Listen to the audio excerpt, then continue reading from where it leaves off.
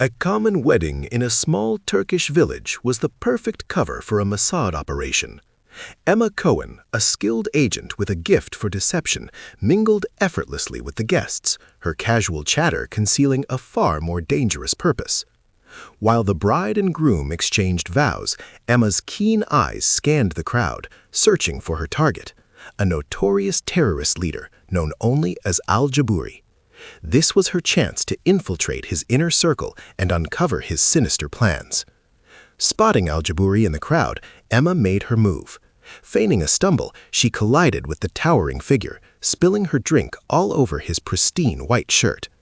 "Oh, I'm so terribly sorry," she exclaimed, her voice dripping with concern. "Let me help you with that." As she dabbed at the stain with a napkin, Emma studied Al-Jabouri's face, committing every detail to memory. His dark eyes narrowed suspiciously, but her disarming smile and genuine-sounding apologies soon put him at ease. "It's quite all right, my dear," he replied in a thick accent, his gaze lingering on her for a moment too long. "No harm done." Emma seized the opportunity, striking up a casual conversation about the wedding and the couple's obvious happiness. Al-Jabouri, charmed by her wit and beauty, eagerly engaged, unaware that he was being meticulously assessed and catalogued in Emma's mind. Over the next few days, Emma's casual encounters with Al-Jabouri became more frequent, each one carefully orchestrated to gain his trust. She learned about his daily routine, his associates, and even his plans to travel to a remote safe house in the mountains. It was the break she had been waiting for. Slipping away from the wedding festivities, Emma made a covert call to her Mossad handlers, relaying the critical information. Within hours, a team of elite Navy SEALs was assembled, ready to launch a daring operation to capture Al-Jabouri and disrupt his terrorist network. But Emma couldn't let the SEALs take the lead just yet. She needed to maintain her cover, to keep Al-Jabouri comfortable and unsuspecting until the perfect moment to strike. So she continued her subtle dance of manipulation, always one step ahead of the covert team that was closing in on her target. As the days passed, Emma's relationship with Al-Jabouri grew more intimate, with the terrorist leader becoming increasingly infatuated with the charming and mysterious woman he had met at the wedding. He invited her to join him on his trip to the safe house, and Emma readily accepted, knowing that this was her chance to deliver the final blow. The journey to the remote mountain hideout was tense, with Emma constantly on the alert for any signs that her cover had been blown. But her nerves were steadied by the knowledge that the Navy SEALs were moving in, hot on their trail and ready to strike at the perfect moment. When they arrived at the safe house, Al-Jabouri led Emma into a heavily guarded compound, unaware that his every step was being tracked by the elite team of soldiers. Emma played the role of the doting companion, engaging Al-Jabouri in endless conversations about his plans and his vision for the future. As night fell, the tension in the compound grew palpable. Emma could feel the Navy SEALs closing in, their every move carefully coordinated with her own actions. It was time to make her move. Feigning a sudden illness, Emma requested a private moment with Al-Jabouri, luring him away from the watchful eyes of his guards. In the shadows of the safe house, she leaned in close, her voice barely above a whisper. "Al-Jabouri, I have something I need to tell you," she murmured, her fingers tracing the line of his jaw. "I'm not who you think I am." Before he could react, the sound of a helicopter thundered overhead, and the compound erupted into chaos as the Navy SEALs launched their assault. In the confusion, Emma slipped away, leaving Al-Jabouri to the mercy of the elite soldiers who had been waiting for this moment. As the dust settled, Emma watched from a safe distance as Al-Jabouri was apprehended and his terrorist network dismantled. She had accomplished her mission, using her quick wit and disarming charm to lead the Navy SEALs directly to their target, all while maintaining her cover until the last possible moment. It was a victory for the Mossad, a testament to Emma's skill and the power of deception in the high-stakes world of international espionage. And as she slipped away into the shadows, Emma knew that her work was far from over. There would always be another mission, another target to infiltrate, another web of lies to untangle. But for now, she savored the satisfaction of a job well done. Chapter 2.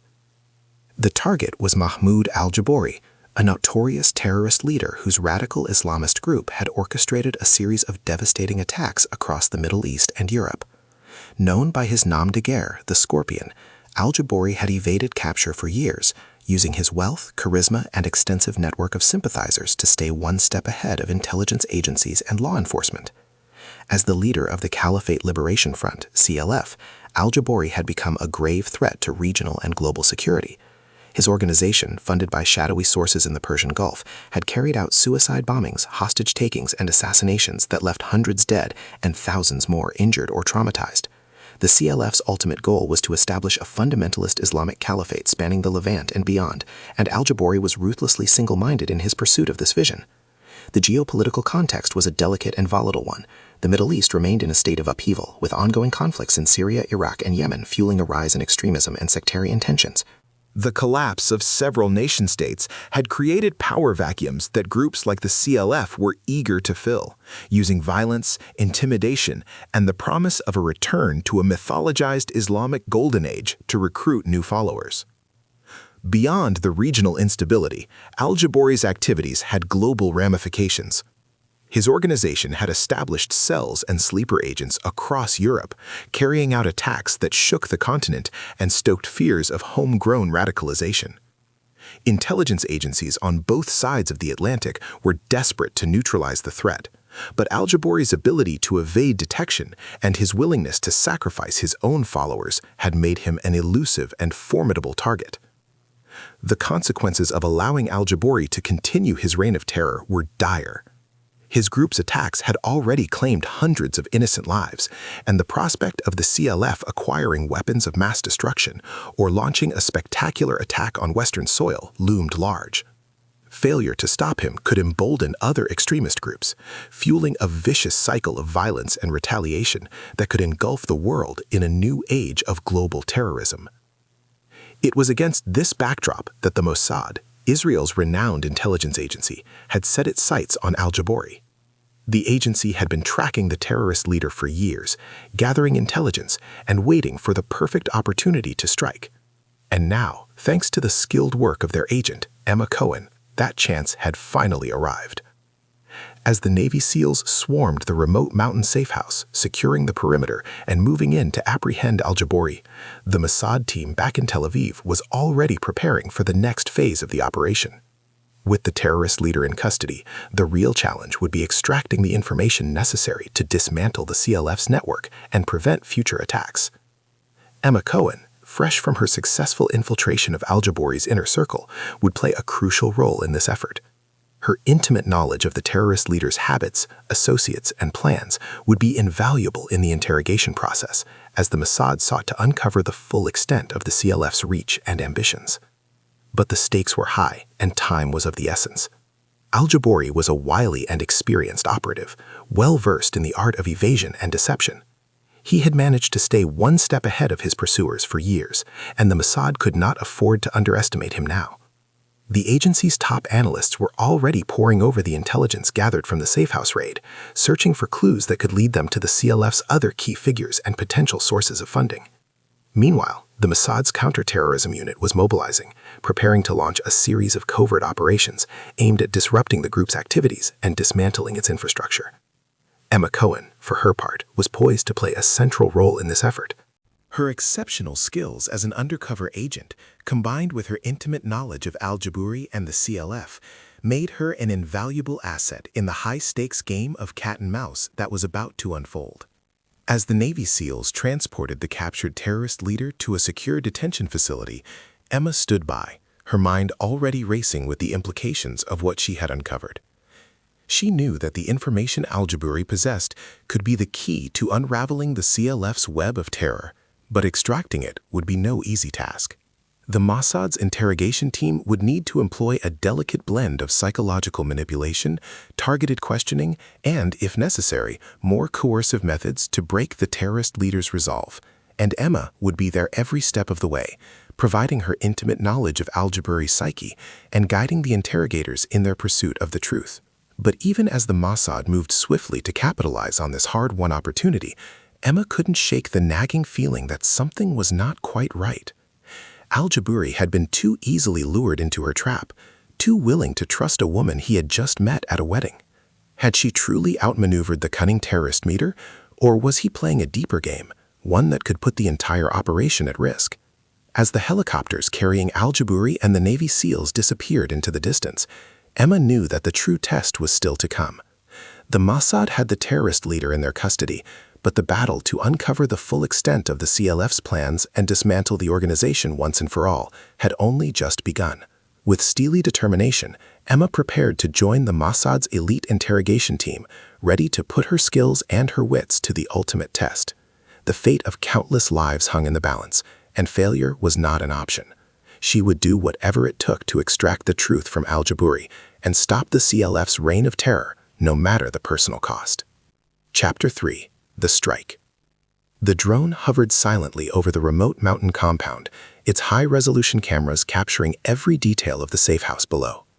In the darkened control room in Tel Aviv, Emma Cohen leaned over the bank of monitors, her eyes scanning the video feed intently. "The target is in position," she said, her voice low and calm. "Awaiting your orders, Mossad HQ." Across the room, the team of analysts and intelligence officers were in a flurry of activity, cross-referencing the intel gathered from the wedding with the latest satellite imagery and surveillance data. Time was of the essence. They needed to act quickly before Al-Jabouri caught wind of the impending operation. Emma had already briefed the Mossad's elite strike team, providing them with detailed schematics of the compound and a comprehensive profile of their target. The agents, dressed in nondescript civilian attire, were now en route to the safe house, their faces obscured by expertly applied makeup and prosthetics that transformed their features beyond recognition. As the team drew closer, Emma continued to monitor the situation, her fingers flying across the keyboard as she fed them a steady stream of real-time updates. The agents, posing as tourists, construction workers, and local villagers, blended seamlessly into the everyday fabric of the mountain community, their cover stories and false identities meticulously crafted to withstand the closest scrutiny. Reaching the outskirts of the compound, the Mossad team split up, taking up strategic positions around the perimeter. Some slipped into the nearby village, striking up casual conversations with the locals and gathering intelligence about the safe house's security measures and routines. Others donned high-visibility vests and hard hats, posing as a maintenance crew dispatched to address a minor issue with the compound's power grid. Emma watched as the operation unfolded, her heart racing with a mixture of anticipation and trepidation. She knew that even the slightest misstep could jeopardize the entire mission, and she silently urged her colleagues to maintain their composure and stay alert. As the sun began to set, the Mossad team made their move. The maintenance crew approached the compound's main gate, brandishing official-looking documents and citing an urgent need to inspect the electrical system. The guards, accustomed to such routine checks, waved them through without a second thought. Once inside, the team quickly neutralized the guards, binding and gagging them before they could raise the alarm. Silently, they made their way towards the central building, their movements fluid and coordinated like a well-oiled machine. In the control room, Emma's fingers danced across the keyboard, routing the compound's security feeds to the Mossad's encrypted servers. She could see the agents as they swiftly cleared each room, their weapons drawn and their senses on high alert. Suddenly, a flicker of movement on one of the screens caught her eye. She leaned forward, her brow furrowed in concentration, and then her eyes widened with alarm. "Shit, we've got a problem," she hissed, her voice sharp with urgency. "Al-Jabouri is on the move, heading towards the helipad. The team needs to intercept him before he escapes." The Mossad's field commander instantly relayed the information to the strike team, and the agents surged forward, their pace quickening. They burst into the courtyard just as Al-Jabouri was emerging from the main building, his entourage of bodyguards flanking him. The Mossad agents didn't hesitate, opening fire with precision and efficiency. Al-Jabouri's guards went down in a hail of bullets, their bodies crumbling to the ground. The terrorist leader himself was struck in the shoulder, his scream of pain echoing across the compound. As the agents closed in, Al-Jabouri tried to make a break for the waiting helicopter, but one of the Mossad operatives tackled him to the ground, wrestling him into submission. Within seconds, the team had the wounded terrorist leader securely restrained and under their control. In the control room, Emma let out a breath she didn't realize she had been holding. The mission had been a success, but she knew that the true test was yet to come. Getting Al-Jabouri into custody was only the first step. Now, they needed to extract the critical intelligence that could dismantle the Caliphate Liberation Front once and for all. The Mossad agents swiftly swept the compound, securing the scene and gathering any evidence that could be of use. They found a cache of weapons, explosives, and encrypted communication devices, all of which were carefully cataloged and packaged for transport. As the team prepared to extract Al-Jabouri, Emma made a final sweep of the security feeds, ensuring that there were no unpleasant surprises waiting for them. But just as she was about to give the all-clear, a movement in one of the shadowy corners of the compound caught her eye. Enhancing the image, she could make out the outline of a figure, partially obscured by the gathering darkness. Her heart raced as she realized that the person was not one of the Mossad agents, and she quickly relayed the information to the field commander. "We've got a possible hostile in the southwest corner of the compound," she said, her voice tight with tension. "I'm sending the coordinates to your team now. Proceed with caution. This could be a trap." The Mossad team immediately shifted into high alert, their weapons raised as they cautiously approached the area. Emma watched anxiously, her fingers poised over the keyboard, ready to provide any additional support or intelligence that her colleagues might need. As the agents drew closer, the figure emerged from the shadows, hands raised in a gesture of surrender.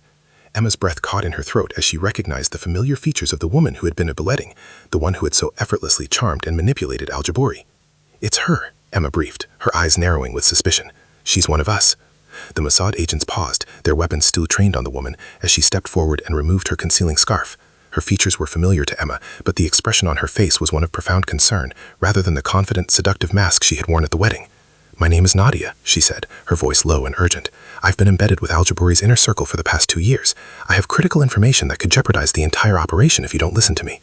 Emma's mind raced as she processed this unexpected turn of events. If Nadia was telling the truth, then she had been playing a dangerous game, risking her life to gather intelligence from the heart of the Caliphate Liberation Front. But was she truly one of them? Or was this another layer of deception? Cautiously, the Mossad team approached Nadia, their weapons still at the ready. Emma watched intently, her fingers poised to relay any new developments to the field commander. She knew that the fate of the entire mission now hung in the balance, and she couldn't afford to let her guard down, not even for a moment. As Nadia began to speak, her words tinged with a sense of urgency and desperation, Emma felt a chill run down her spine.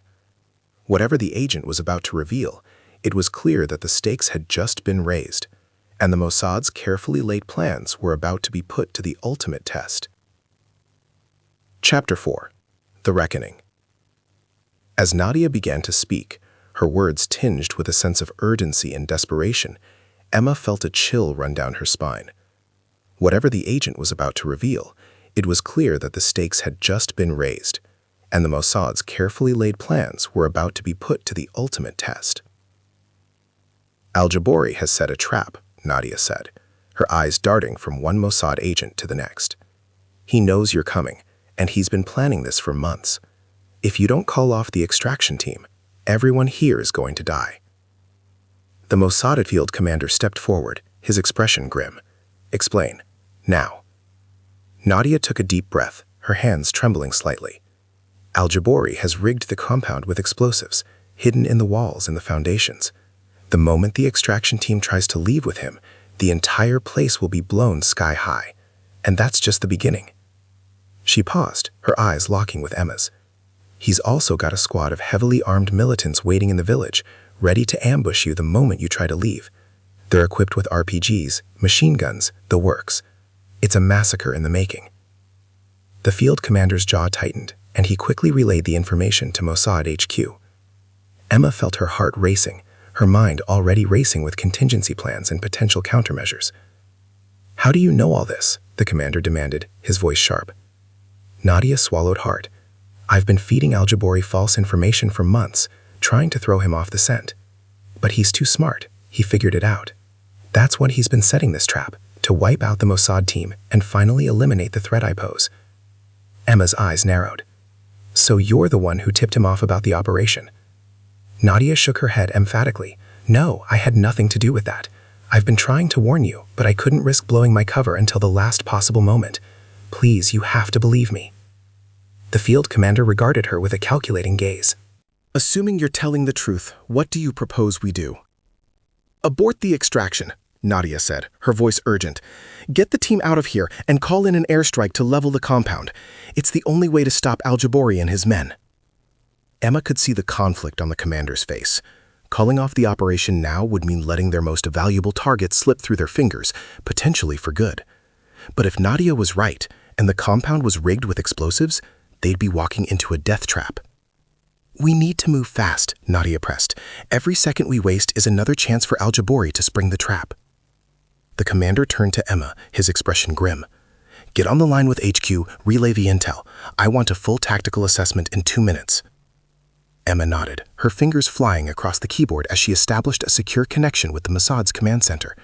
She could hear the tension in the voices of the analysts and strategists as she relayed Nadia's dire warnings, the weight of the situation palpable. After a tense few moments, the commander's radio crackled to life. "Abort the extraction. Repeat, abort the extraction. Call in an airstrike on the compound, but get the team out of there first. We can't risk losing them." The field commander's expression hardened. "You heard the order. Everyone fall back to the extraction point, now." The Mossad agents sprang into action, their weapons at the ready as they retreated from the compound. Nadia moved with them, her face etched with a mixture of relief and apprehension.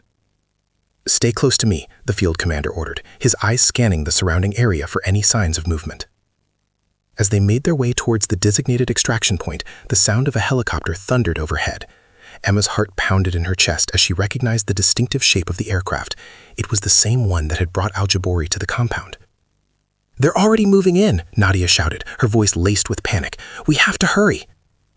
The Mossad agents broke into a sprint, their boots pounding against the rocky terrain as they raced to reach the extraction point. Emma's lungs burned, but she pushed herself harder, desperate to escape the looming danger. Suddenly, a deafening explosion rocked the compound, sending a plume of smoke and debris into the air. The shockwave knocked the agents off their feet, and Emma felt a searing pain in her leg as a piece of shrapnel sliced through her flesh. "Get down," the field commander yelled, dragging Emma behind a large boulder. "Medic! We need a medic!" As the dust settled, the agents quickly assessed their injuries and regrouped. Emma gritted her teeth, her hand pressed firmly against the gash in her leg, blood seeping through her fingers.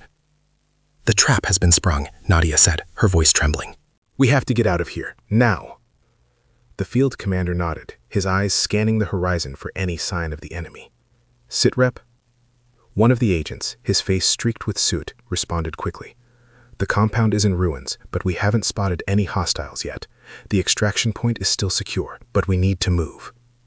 "Then let's go," the commander said, helping Emma to her feet. "We're not going to win this fight, not with Al-Jabouri's forces bearing down on us. Our priority is to get out of here alive." The Mossad team moved with a sense of urgency, their weapons at the ready as they made their way towards the extraction point. Emma could hear the distant sound of gunfire and the thudding of helicopter blades, and she knew that time was running out. As they reached the designated rendezvous, a sleek black helicopter materialized, its rotors kicking up a cloud of dust. The agents quickly boarded, Emma wincing in pain as the medic tended to her wounded leg. The helicopter lifted off, leaving the shattered compound behind. Emma peered out the window, watching as the mountain hideout disappeared into the distance, engulfed in a haze of smoke and fire. "We need to regroup and reassess," the field commander said, his brow furrowed with concern. "This operation has gone completely sideways, and we can't afford any more mistakes." Nadia nodded, her expression grave. "Al-Jabouri is one step ahead of us, and he's got the upper hand. We need to figure out how he knew about the operation and how we can turn the tables on him." Emma's mind raced, the adrenaline still coursing through her veins. "The wedding," she said, her voice barely above a whisper. "That's how he found out. He must have had someone there, watching us the whole time." The field commander's eyes widened with realization. "Of course, we should have known he'd be one step ahead of us. He's been playing us this entire time." Nadia's expression darkened. "And now, he's got the upper hand. We need to act fast before he has a chance to strike again." As the helicopter banked sharply, Emma looked out over the rugged landscape, her thoughts consumed by the gravity of their situation. The Mossad had been outmaneuvered, and their most valuable target had slipped through their fingers. But she knew that the fight was far from over. "We'll regroup and we'll find him," she said, her voice firm. "Al-Jabouri may have won this round, but we're not done yet. We'll hunt him down and we'll make him pay for this." The field commander nodded, a determined glint in his eye. "That's right. This isn't over, not by a long shot. We'll hit him hard and we'll hit him where it hurts. It's time to take the fight to the Scorpion."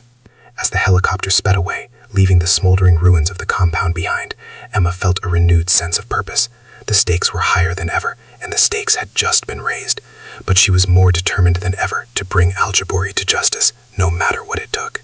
The operation may have been a setback, but the war was far from over, and Emma was ready to do whatever it took to win.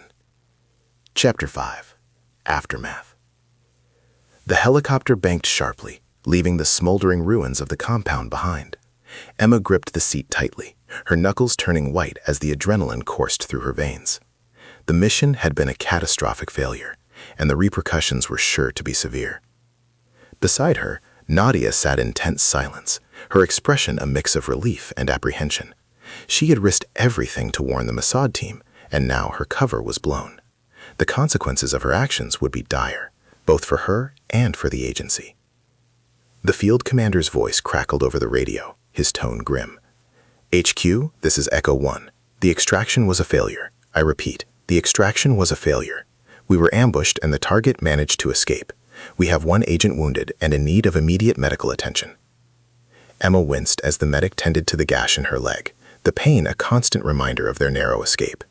She had been so close to apprehending Al-Jabouri, only to have the rug pulled out from under them. "Understood, Echo 1, came the response from the Mossad's command center. "We're scrambling an emergency extraction team to your location. ETA is 30 minutes. Sit tight and await further instructions." The field commander turned to the rest of the team, his expression severe.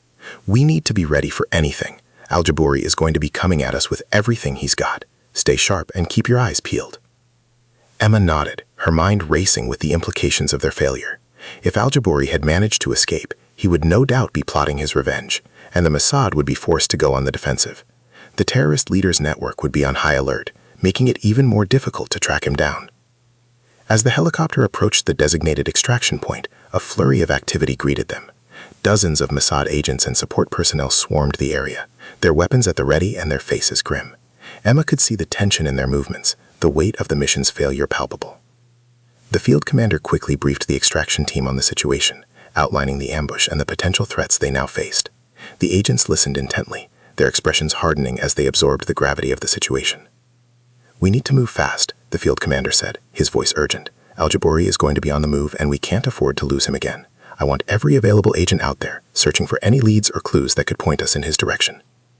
The extraction team sprang into action, their movements coordinated and efficient. Emma watched as they loaded the wounded agent into a waiting medevac helicopter, their expressions solemn. She knew that the mission's failure would have far-reaching consequences, both for the Mossad and for the wider geopolitical landscape. As the medevac helicopter lifted off, Emma turned to Nadia, her eyes narrowed with suspicion. "You knew this was going to happen, didn't you? You were part of it all along." Nadia's expression darkened, and she shook her head emphatically. "No, I swear, I had no idea Al-Jabouri had figured out my deception. I was just as surprised as you were when the trap was sprung." Emma searched Nadia's face, looking for any signs of deception, but the other agent's eyes were filled with a raw, genuine fear. "Then how the hell did he know we were coming?" she demanded. Nadia's shoulders slumped, and she let out a long, weary sigh. "I don't know, but we need to figure it out before Al-Jabouri has a chance to strike again." The field commander approached them, his expression grim. "Agent Cohen, Agent Nadia, the director wants to see you. Now."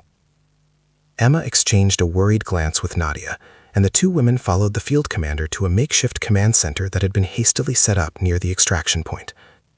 The Mossad's director, a seasoned veteran with a steel-gray gaze, stood waiting for them, his arms crossed over his chest. "Agent Cohen, Agent Nadia," he said, his voice low and measured. "I've just been briefed on the situation, and I have to say, I'm not pleased with the outcome of this operation." Emma felt a knot forming in the pit of her stomach. She knew that the director was not one to mince words, and that the repercussions of their failure would be severe. "Sir, I take full responsibility," Nadia said, her voice steady.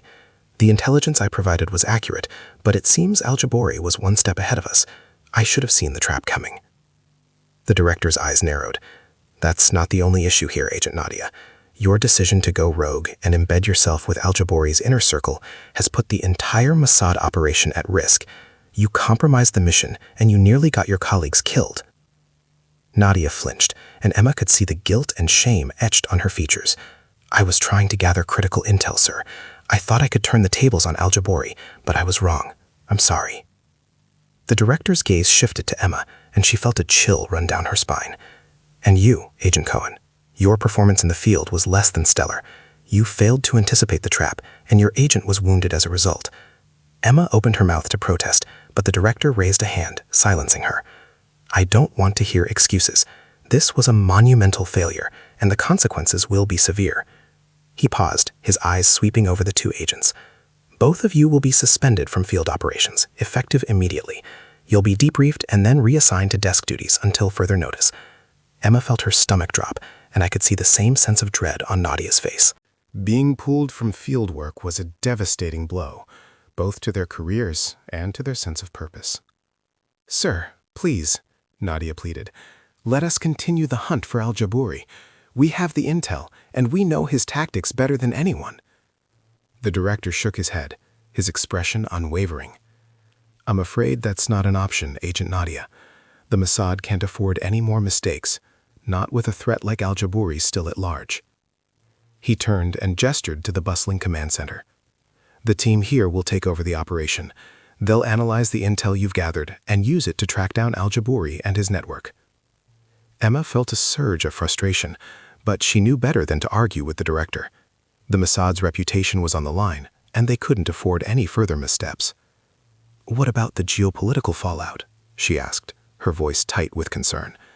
"Al-Jabouri's escape is going to have serious consequences, both in the region and on the global stage." The director's expression darkened. "You're right, Agent Cohen. This failure will reverberate far beyond our own borders. Al-Jabouri's escape will embolden other terrorist groups, and the threat of retaliatory attacks is very real." He paused, his gaze sweeping over the assembled agents. "We're already seeing increased activity from the Caliphate Liberation Front, and their supporters are taking to the streets in protest. The situation is volatile, and it's only going to get worse if we don't act quickly." Emma felt a sense of dread settle in the pit of her stomach. The Mossad's failure to apprehend Al-Jabouri had far-reaching consequences, and the geopolitical landscape was about to be thrown into turmoil. "What's the plan, sir?" she asked, her voice barely above a whisper. The director's expression hardened. "We're going to have to go on the offensive. We can't allow Al-Jabouri and the CLF to dictate the terms of this conflict. We'll need to coordinate with our international partners, and we'll need to be prepared to take drastic measures to neutralize the threat." He turned and nodded to the field commander, who had been standing silently by. "Mobilize the Kidon unit. I want them ready to deploy within the hour. We're going to hunt down Al-Jabouri and the CLF, and we're going to do it by any means necessary." Emma felt a chill run down her spine. The Kidon unit was the Mossad's most elite and ruthless asset, a team of highly trained assassins tasked with carrying out the agency's most delicate and dangerous operations. If they were being deployed, it meant that the Mossad was prepared to take the gloves off. As the field commander hurried away to carry out the director's orders, Emma turned to Nadia, her expression grim.